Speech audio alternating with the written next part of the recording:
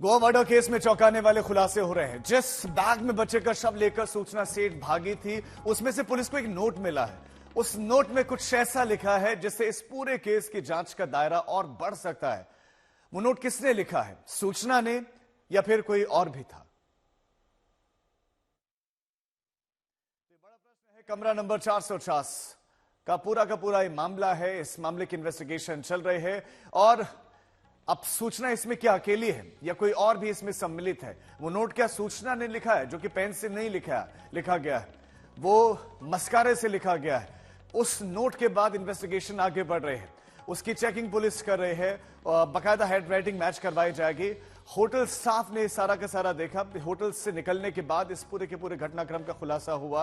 अब होटल जाकर देखा भी क्या है, रिक्रिएट बताया जा रहा है कि इस पूरे के पूरे क्राइम सीन को पुलिस करने वाली है। सूचना बताएगी कि कैसे उसने इस हत्याकांड को अंजाम दिया और उसके पीछे की क्या वही वजह है जो अब तक सामने आ रही, जो बताई जा रही है कि वो नहीं चाहती थी कि उसका जो पति है वो बच्चे को मिले। वो नहीं चाहती थी कि उसका बच्चा उससे दूर जाए। किसी भी सूरत में वो कोर्ट के उस फैसले को बर्दाश्त नहीं कर पा रही थी, जैसा कि नोट में लिखा गया है। अब इसी मामले की पड़ताल पुलिस जो है लगातार कर रही है। अब ये जो नोट है उसमें क्या लिखा है कि चाहे कुछ भी हो जाए, बच्चा मेरे पास ही रहेगा। चाहे तलाक ही हो जाए, बच्चा मेरे पास ही रहेगा। इस नोट से तो ये संदेश है कि वो बच्चे से बहुत प्यार करती है और अपने से दूर उसको नहीं वो रखना चाहती। वो नहीं चाहती कि बच्चा उसके पिता के पास चला जाए, लेकिन उसने उसी बच्चे का कत्ल कर दिया। बेरहमी से उसको मार डाला, जिसकी उम्र सिर्फ 4 साल थी। और बैग में वो उस बच्चे की डेड बॉडी लेकर जा रही थी। लेकिन इस मामले का खुलासा हो गया। एक पूरी रिपोर्ट आपको दिखाते हैं।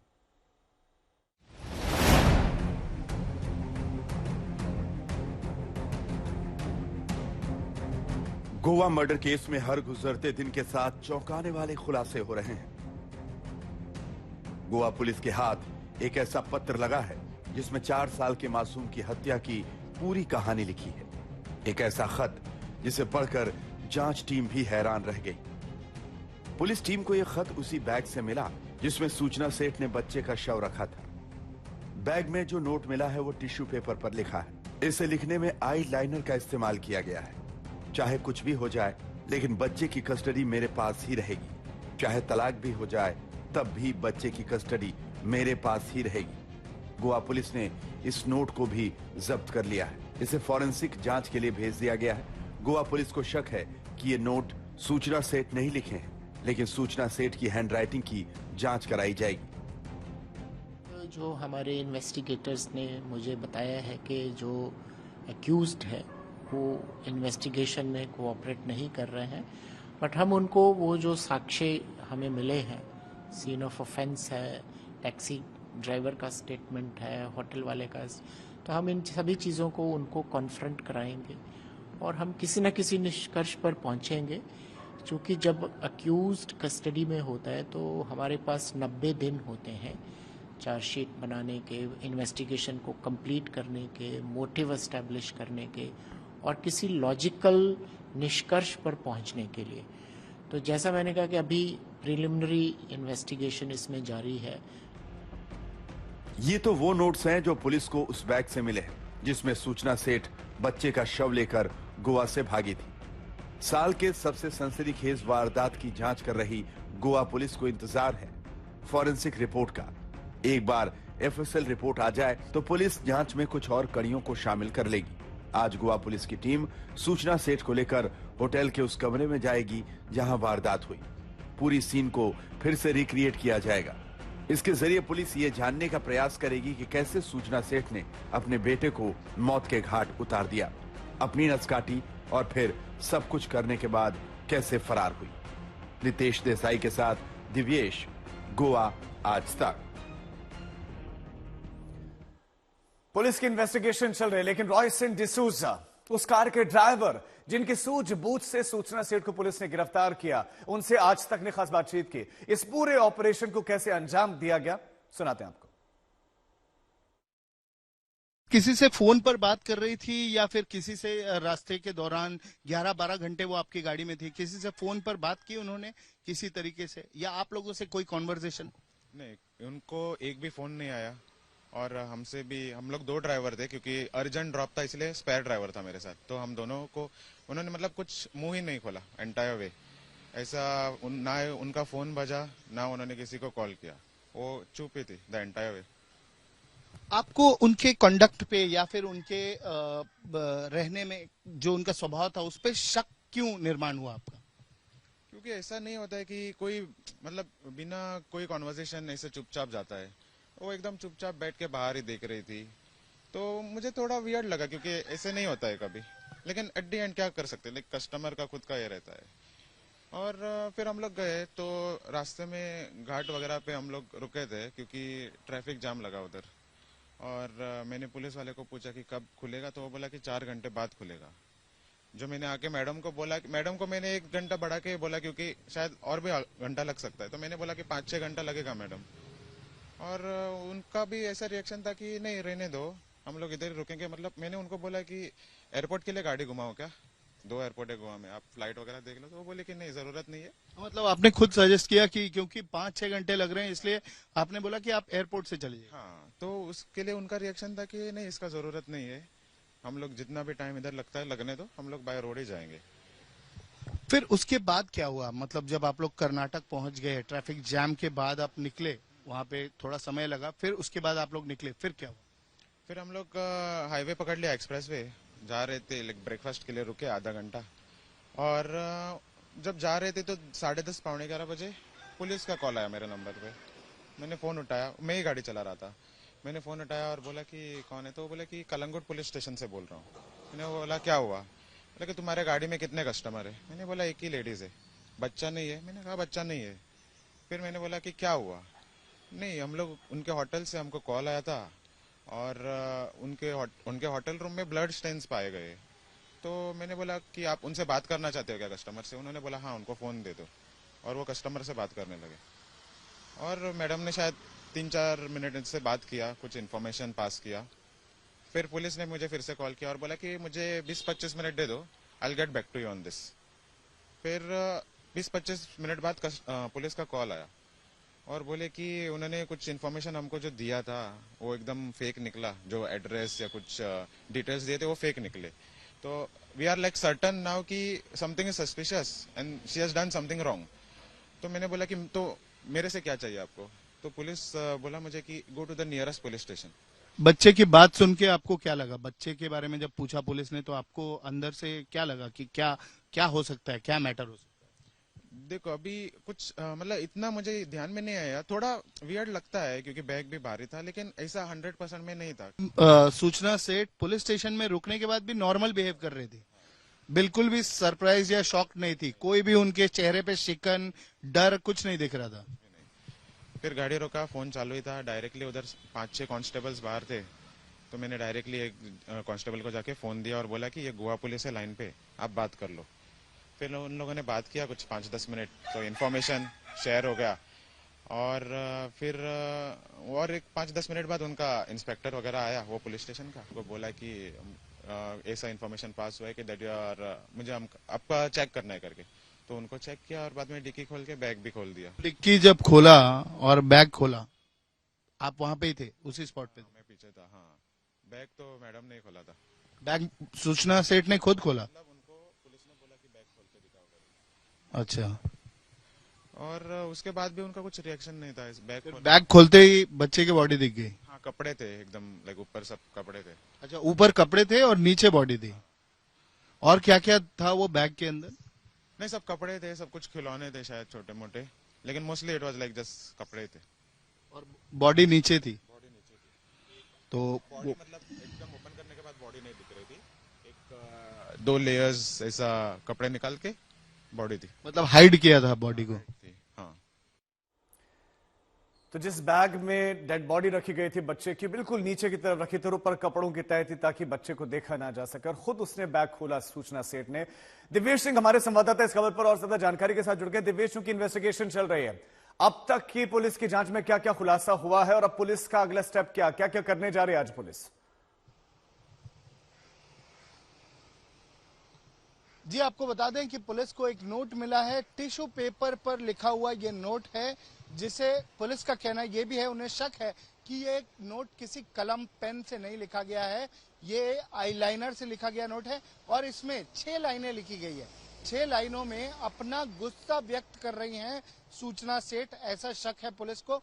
ऑर्डर के बारे में बात कर रही है, कोर्ट ऑर्डर जो दिया गया था जिसमें जो मृत बच्चा है उसके पिता को उससे मिलने की इजाजत दी गई थी, उस बात पर अपना गुस्सा व्यक्त कर रही हैं और उन्होंने ये तक लिखा है कि कुछ भी हो जाए, किसी का भी ऑर्डर हो, मेरे बच्चे की कस्टडी सिर्फ मेरे पास रहेगी। इसके अलावा पुलिस पूछताछ कर रही है, इंटेरोगेट कर रही है सूचना सेठ को, पर कोई भी सुराग नहीं मिल रहा, किसी तरीके की इंफॉर्मेशन सूचना सेठ नहीं दे रही है, वो कोऑपरेट नहीं कर रही हैं। और आज पुलिस क्राइम सीन रिक्रिएट करेगी, उसी कमरे में ले जाया जाएगा। जिस लेटर की बात दिवेश आप कर रहे हैं, जिस लेटर की बात कर रहे हैं जो कि आई लाइनर से लिखा गया, ये लेटर उसने पहले से लिखकर बैग में रखा हुआ था या जब पूरे केस का खुलासा हो गया, पता चल गया कि उसने मार दिया है बच्चे को, तब जाकर उसने लिखा ये लेटर? क्या पता है उसने?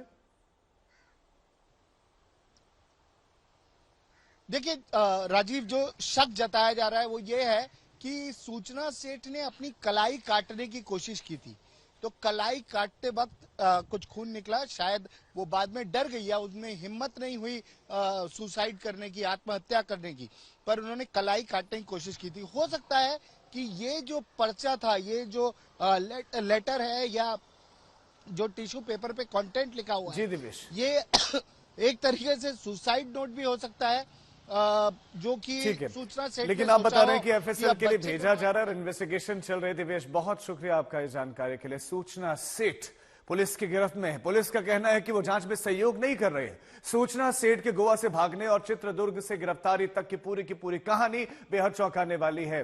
जो ड्राइवर उसे लेकर कर्नाटक जा रहे थे, उन्होंने बताया कि सूचना का हाव भाव बिल्कुल सामान्य थे। पूरा सफर कैसे बीता, ड्राइवर को शक कब हुआ, विस्तृत रिपोर्ट आपको दिखाते हैं। गोवा के दसोल बनियान ग्रैंडे होटल से 7 जनवरी की रात 12:30 बजे जिस इनोवा गाड़ी में सूचना सेठ अपने बेटे की लाश को बैग में रखकर बेंगलुरु के लिए निकली थी, उस इनोवा कार के ड्राइवर रॉय जॉन डिसूजा के बयान के आधार पर एक लाश के सफर की ये पूरी कहानी है।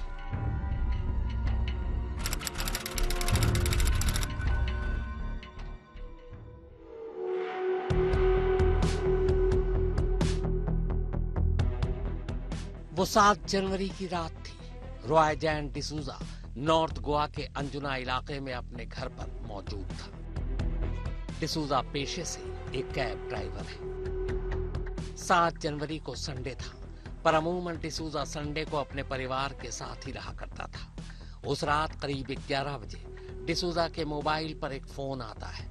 ये फोन होटल सोल बनियान ग्रैंडे के रिसेप्शन से था।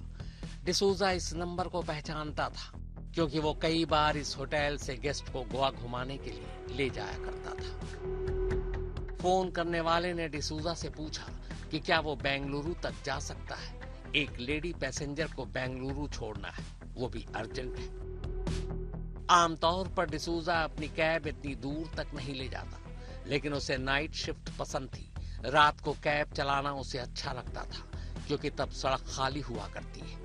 चूंकि पैसेंजर को बेंगलुरु छोड़कर वापस अकेले आना था, इसलिए डिसूजा ने वापसी का किराया भी जोड़कर कुल 30,000 रुपए की मांग की।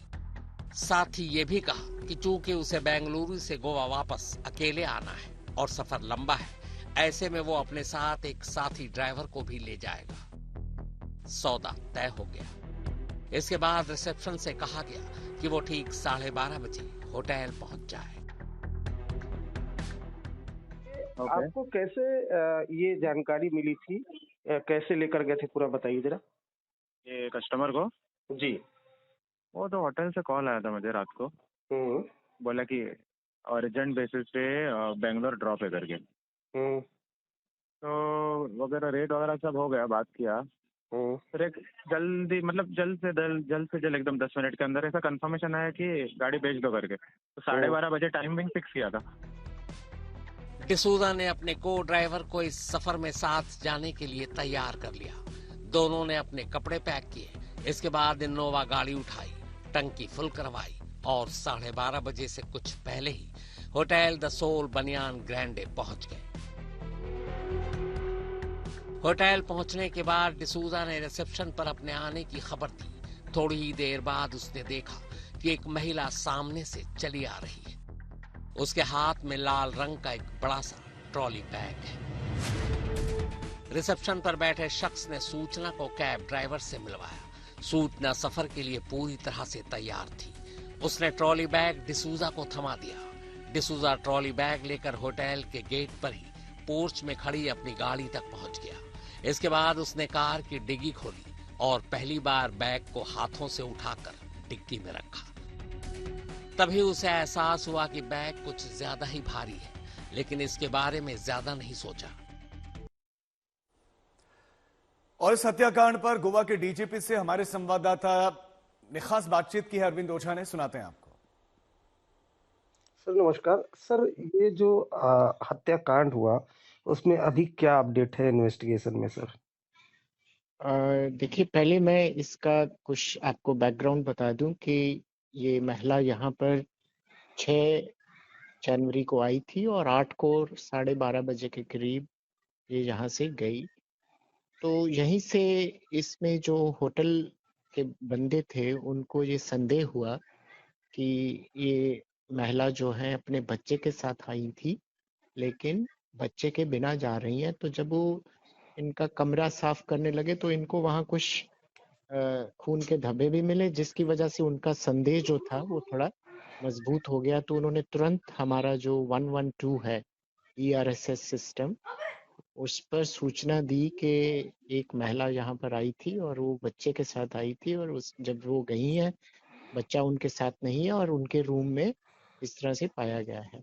जी तो हम लोगों ने इनको कॉल करने की कोशिश की, लेकिन नंबर नहीं मिला। चूंकि गोवा एक पर्यटक स्थल है, तो यहाँ पर होटल मैनेजमेंट जो उनका स्टाफ है वो उनको सभी को सेंसिटाइज किया जाता है टूरिस्ट सेफ्टी के बारे में। तो इस वजह से वो काफ़ी इसके बारे में चेतन रहते हैं। जी तो फिर चूंकि गोवा की ही टैक्सी से गई थी, तो